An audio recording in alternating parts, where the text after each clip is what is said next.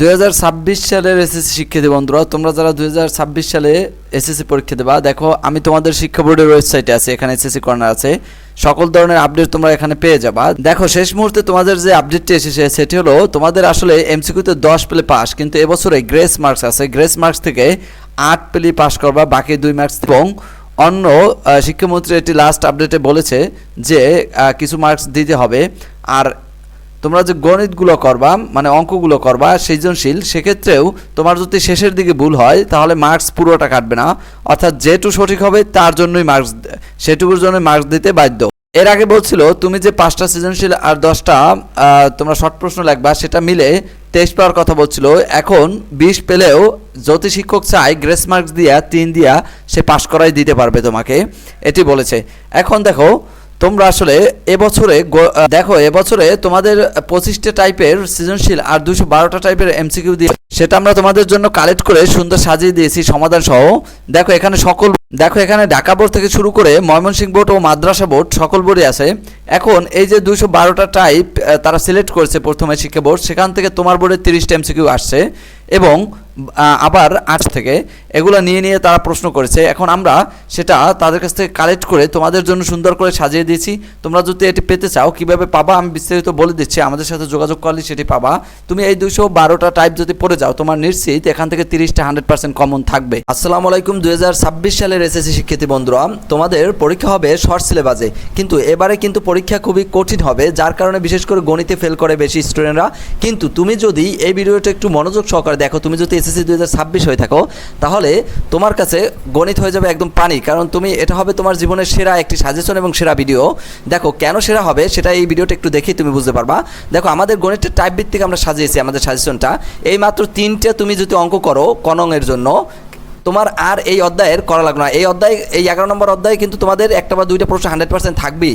দেখো 3টে করলে সব ক হয়ে গেল তোমার। কেন হয়ে গেল একটু পরে দেখাচ্ছি আমরা যে কোন কোন বোর্ডে আসছে।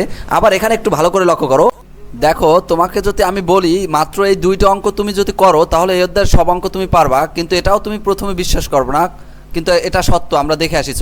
এই অঙ্ক 2টা দেখো, এই অঙ্ক দুইটা কিন্তু একই কোয়ালিটির, দুইটা একই টাইপের। এই যে এখানে একটু এটা লক্ষ্য করো, √1 প্লাস এ প্লাস √1 - এ সেমভাবে নিচেও আছে, ইকুয়াল টু এম আছে। আবার সেমভাবে এই অঙ্কটা একই, এ পাশে এম না দিয়ে এই পাশে এক্স দিছে, এমকে শুধু এক্স বানাই দিছে, এটা তুমি সহজেই বুঝবা। এখন দেখো এই অঙ্ক দুইটা যদি শুধু তুমি করো অথবা আমি লাইভ ক্লাসে তোমাকে করাই দেই, তাহলে তুমি সাজেশন কিনলে লাইভ ক্লাসটা ফ্রি পাবা।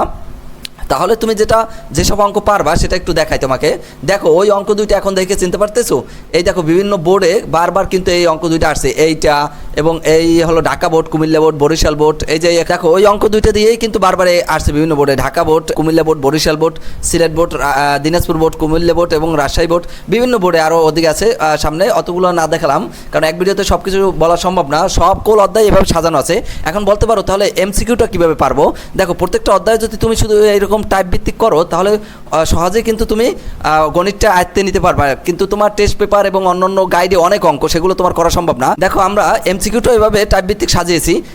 টাইপ ভিত্তিক যে লাল কালারগুলো আছে এইগুলো শুধু তুমি করবা, বাকিগুলো তুমি নিজেই পারবা। দেখো কিভাবে তুমি শুধু এই পরিসর বের করা তোমাকে লাইভ ক্লাসে আমি শিখিয়ে দেবো, যে পরিসর কীভাবে বের করে। এই একটা লাল কালারের এইটা শিখিয়ে দেবো, তুমি নিজে থেকে এটাও পরিসর, এটাও পরিসর, এরপর এটাও পরিসর, এটাও পরিসর এবং এই পাশে আরও পরিসর আছে। অর্থাৎ তুমি একটা অঙ্ক করলে বাকি 10টা অঙ্ক তোমার করা হয়ে যাবে, সেটা এমসিকিউ হোক কিংবা সিকিউ হোক। এটা আমি পরিসংখ্যান দিয়ে বুঝাইলাম, কিন্তু প্রত্যেকটা অধ্যায় এভাবে তোমার টাইপ ভিত্তিক সাজানো আছে। ভর্তি হতে চাও তাহলে তোমার হাতে যে সময়টুকু আছে 2-3 দিন বা 4 দিনের ভিতরে তুমি এটা শেষ করে ফেলতে পারবা। তোমার হাতে যতটুকু সময় আছে তার ভিতরেই তুমি এই সাজেশনটা কমপ্লিট করে ফেলতে পারবা ভিডিও দেখে দেখে। আমরা ভিডিও সহ সব কিছুই তোমাকে দিয়ে দেবো।